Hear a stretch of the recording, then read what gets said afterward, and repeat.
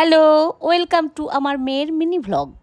আজকে আমি এসেছি আমার মেয়ের বাড়িতে, কারণ আমরা যাচ্ছি ঘুরতে। ইয়েস, তোমরা ঠিকই শুনেছো। আজকে আমরা সবাই মিলে যাচ্ছি ঘুরতে। এই ঘুরতে যাব বলেই কিন্তু মা এত দিন পরে আমার বাড়িতে এলো, না হলে তো মাকে বাড়ি থেকে বেরই করা যায় না।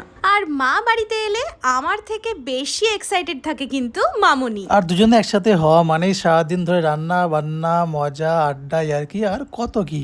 আর এই যে সারাদিন পরে মহারাজ এসে এখন স্কিন কেয়ার করতে বসেছেন। এরকম করতে হয় ভিডিও ব্লগে।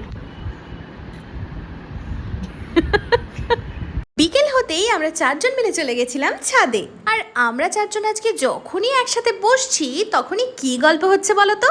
এই যে যেমন আজকে বাড়ির থেকে কখন বেরোবো, কখন ট্রেনে উঠবো, কালকে কখন পৌঁছাবো, ওখানে গিয়ে কোথায় কোথায় ঘুরবো, কি কি খাবো, এই সবই। আর এই এত আড্ডা মজা এসবের মাঝখানে বাবাকে করছিলাম ভীষণ মিস।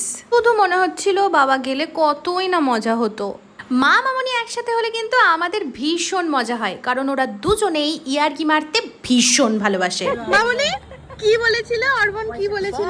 বড়দের একটু ভালো বুদ্ধি হবে তা নয়, শুধু পয়সা ঘোষানোর দাম। আজকে সারাটা দিন কিন্তু এভাবেই হাসি মজা আনন্দ করে কেটে গেল। তবে এখন আসি, দেখা হবে আবার নেক্সট ভ্লগে। টাটা।